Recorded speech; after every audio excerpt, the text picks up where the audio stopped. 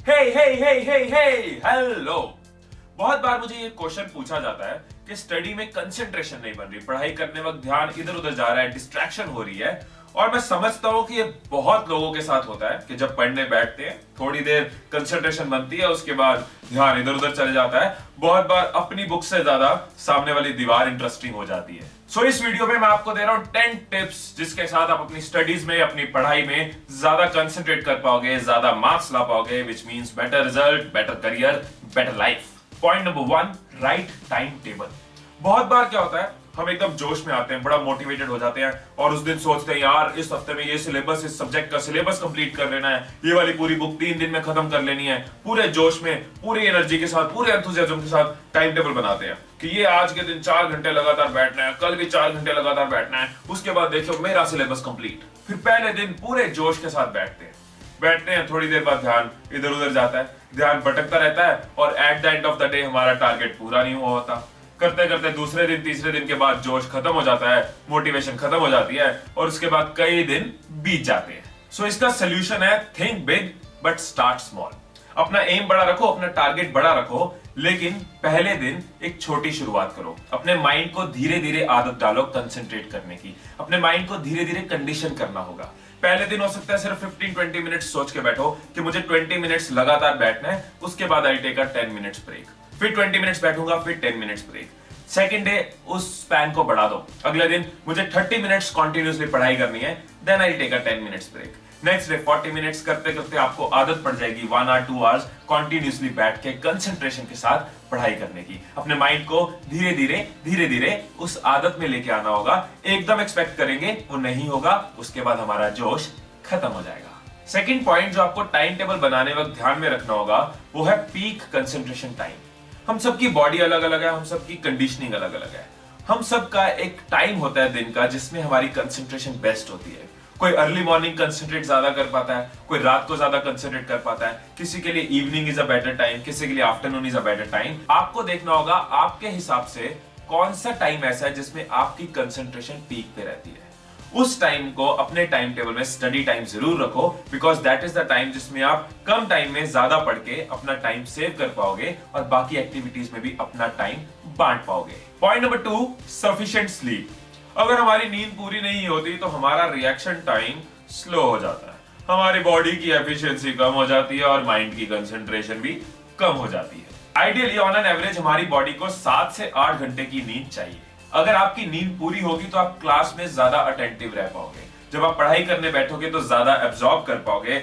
आपके माइंड की कंसंट्रेशन आपको जगाने की जगह बाकी एक्टिविटीज में रहेगी, प्रोडक्टिव एक्टिविटीज में रहेगी। और हाँ, ये 7 से 8 घंटे की नींद अपने घर पे पूरी करनी है, क्लास में या ड्राइविंग करते हुए नहीं। Point number 3, stress. 4 दिन रह गए एग्जाम्स को, डर लग रहा है, सिलेबस बचा हुआ है, तैयारी हुई नहीं है, पैनिक हो रहा है। जब ऑलरेडी टाइम कम है तो फिर आपके लिए उस वक्त एक एक मिनट जरूरी है। सिंपली अपने वरी टाइम को स्टडी टाइम में कन्वर्ट करो। डर डर के आप अपना टाइम वेस्ट कर रहे हो। टाइम वेस्ट कर रहे हो मतलब अपनी तैयारी, अपनी प्रिपरेशन और कम कर रहे हो, विच मीन्स अपने डर को और बढ़ा रहे हो। सो अपने वरी टाइम को स्टडी टाइम में कन्वर्ट करो, which means better preparation, better तैयारी, उससे आपका डर और कम होगा। सो जब भी एग्जाम्स का पैनिक हो, जब भी एग्जाम से डर लगे, एक लाइन अपने आप को याद कराओ, I have to convert my worry time into study time. इसके अलावा स्टूडेंट लाइफ में कई ऐसी बातें होती है जो हमें इमोशनली डिस्टर्ब कर जाती हैं और उस स्ट्रेस की वजह से भी हमारी कंसंट्रेशन नहीं बन पाती। फॉर एग्जाम्पल, पेरेंट्स से कोई आर्ग्यूमेंट हो गया, किसी फ्रेंड से कोई झगड़ा हो गया, रिलेशंस में कोई प्रॉब्लम हो गई या किसी चीज पे गुस्सा आ रहा है, उस वजह से भी हमारा ध्यान बार बार डिस्ट्रैक्ट होता है और हम कंसंट्रेट नहीं कर पाते। कोशिश करो कि इन प्रॉब्लम्स को आप लिंगर ऑन ना करो, इनको सॉल्व करो, इनको डिस्कस करो, अपने फायदे के लिए अपने आप को खुश रखो। किसी से झगड़ा हो गया है, किसी से प्रॉब्लम हो गई है, किसी ने कुछ कह दिया है, तो 2 लाइंस याद करो और वापस अपनी पढ़ाई में कंसंट्रेट करो। 2 लाइंस अपने आप को बोलो, जिंदगी को मैंने कुछ इस कदर आसान कर दिया, किसी से माफी मांग ली, किसी को माफ कर दिया।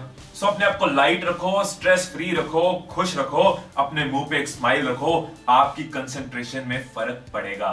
Fourth point is diet. Exams के दिनों में या क्रूशियल पढ़ाई के दिनों में आपकी डाइट भी एक मेजर रोल प्ले करती है, क्योंकि आपकी डाइट डायरेक्टली आपके ब्रेन की वर्किंग को अफेक्ट करती है।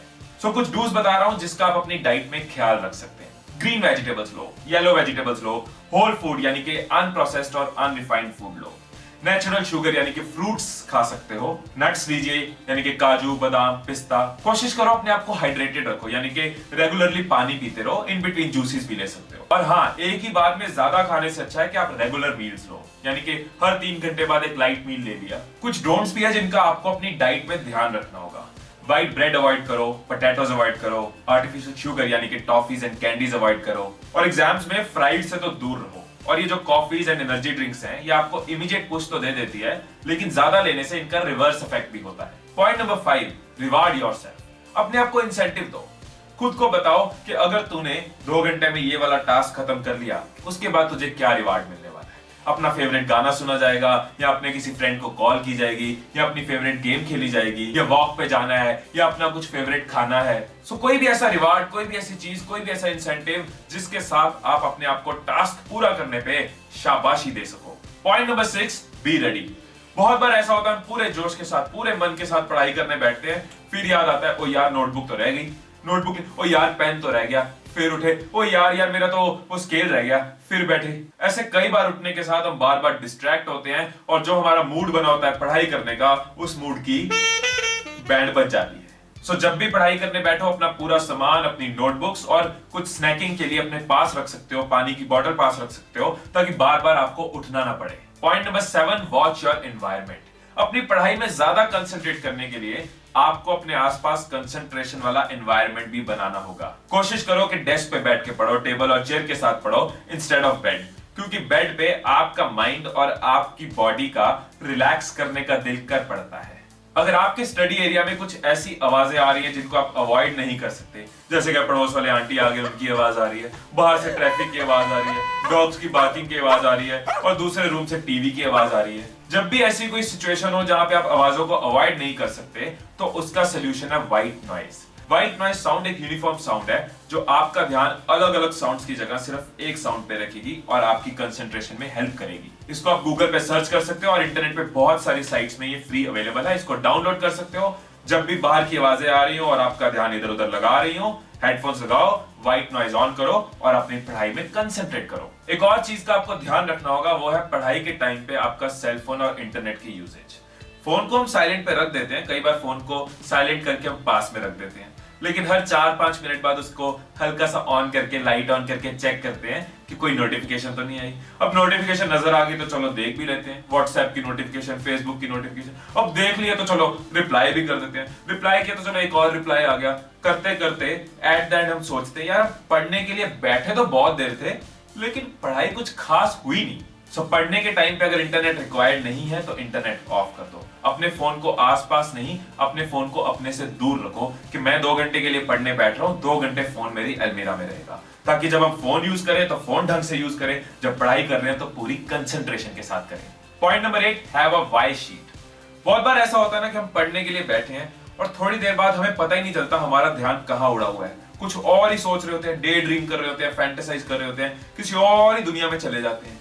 इसका सोल्यूशन है वाई शीट। जहां भी आपने अपने टास्क लिखे हैं या अपना टाइम टेबल लिखा है, उसके नीचे अपनी वाई शीट लगा दो। वाई शीट क्या है कि मेरे लिए ये पढ़ाई क्यों जरूरी है, मेरे लिए इस टास्क को खत्म करना क्यों जरूरी है, इससे मुझे क्या फायदा होगा, मुझे लाइफ में, मेरे फ्यूचर में इसका क्या फायदा होगा, मुझे फाइनेंशियली कैसा फायदा होगा, मेरे लाइफस्टाइल को कैसा फायदा होगा, मेरी सेल्फ रिस्पेक्ट को कैसा फायदा होगा, मेरे पेरेंट्स को कैसा लगेगा, क्या रीजन है जिसकी वजह से इस टाइम पे मेरे लिए पढ़ाई करना जरूरी है। जब भी आपका ध्यान इधर उधर जाए, जब भी ध्यान फैंटेसाइज करे, डे ड्रीम करे, सामने अपनी वाई शीट को देखो, दोबारा पढ़ो, इमीडिएट मोटिवेशन मिलेगी, इमीडिएट रीजंस मिलेंगे वापस पढ़ाई पे जाने का, और बेटर कंसंट्रेशन बनेगी। Point number 9, do critical task first. जब हम पढ़ने बैठते हैं तो हमारा कंसंट्रेशन लेवल बहुत हाई होता है, और जैसे जैसे हम पढ़ते जाते हैं वो थोड़ा थोड़ा एग्जॉस्ट होता जाता है। इसलिए जरूरी है कि पहले आप क्रिटिकल टास्क करो, ताकि आपकी highest concentration most important task पे लगे। और वैसे भी अगर हम इजी चीजें पहले कर रहे हैं और मुश्किल चीजों को बाद में छोड़ रहे हैं, तो हमें शुरू से ही माइंड में वो लगा रहता है, एक प्रेशर रहता है, एक स्ट्रेस रहता है कि इसके बाद वो मुश्किल वाली चीज करनी है, तो कहीं ना कहीं हमारी कंसंट्रेशन और खराब होती है। अगर हम पहले मुश्किल वाली कर रहे हैं, उसको डाइजेस्ट कर रहे हैं, उसके बाद हम लाइट रहते हैं कि इसके बाद तो इजी चीजें आने वाली है। 10th पॉइंट यानी कि last point, meditation and yoga. Yoga और मेडिटेशन आपकी कंसंट्रेशन की पावर्स में वंडर कर सकती है। मेडिटेशन और योगा में ऐसी बहुत सारी चीजें हैं जिसके साथ आप अपनी कंसंट्रेशन के लेवल को बढ़ा सकते हो। लेकिन अगर आपके पास टाइम कम है तो मैं आपको कुछ क्विक टिप्स देता हूं जिसके साथ आप अपनी रेगुलर लाइफ में ज्यादा टाइम निकाले बिना अपनी कंसंट्रेशन को बढ़ा सकते हो। जैसे कि सुबह उठे तो 5 मिनट 7 मिनट किसी एक साउंड पे कंसंट्रेट किया, किसी एक चीज पे कंसंट्रेट किया। शायद बाहर से बर्ड्स की आवाज आ रही है, उस पे कर लिया। फैन की आवाज आ रही है, उस पे कर लिया। बाहर हल्की हल्की ट्रैफिक की वॉइस है, उसको कर लिया। किसी एक चीज पे आप अपने माइंड को कंसंट्रेट कराओ। थोड़े थोड़े देर रोज करो और इस पैन को बढ़ाते जाओ। आपको नजर आएगा कि आपकी कंसंट्रेशन में बहुत बड़ी इंप्रूवमेंट आ रही है। इसके अलावा जब भी आप ब्रेक लो तो आप डीप ब्रीदिंग कर सकते हो। डीप ब्रीदिंग के साथ आपकी ऑक्सीजन सप्लाई जो ब्रेन को जा रही है वो बढ़ जाती है। इसके अलावा अगर आपके पास टाइम है तो आप योगा में भ्रामारी प्राणायाम कर सकते हैं, सूर्य नमस्कार कर सकते हैं या सर्वांगासन कर सकते हैं। तो ये थी 10 टिप्स जिसके साथ आप अपनी पढ़ाई में, अपनी स्टडी में ज्यादा कंसंट्रेट कर सकते हो, बेटर रिजल्ट ला सकते हो। तो एक बार इन 10 टिप्स को रिवाइज कर लेते हैं, एक बार समराइज कर लेते हैं। So point number 1, right time table. Number 2, take proper sleep. Number 3, avoid stress. Number 4, watch your diet. Number 5, reward yourself. Number 6, be prepared. Number 7, watch your environment. Number 8, have a why sheet. Number 9, do the critical tasks first. And number 10, meditation and yoga. So I hope कि ये 10 tips आपके काम आएंगी, आपकी study में, आपकी पढ़ाई में आपको फायदा देंगी। तो इस वीडियो के बारे में अपने व्यूज, क्वेश्चंस, सजेशंस कमेंट्स में जरूर लिखिएगा और अपने फ्रेंड्स के साथ इस वीडियो को शेयर करें ताकि वो भी अपनी पढ़ाई में, अपनी स्टडीज में इसका बेनिफिट ले सके। और अगर आपने मेरे YouTube चैनल को सब्सक्राइब नहीं किया तो आप सब्सक्राइब कर सकते हैं सो दैट मेरी वीडियोस आपको मिलती रहे। तो stay inspired, stay blessed, all the best.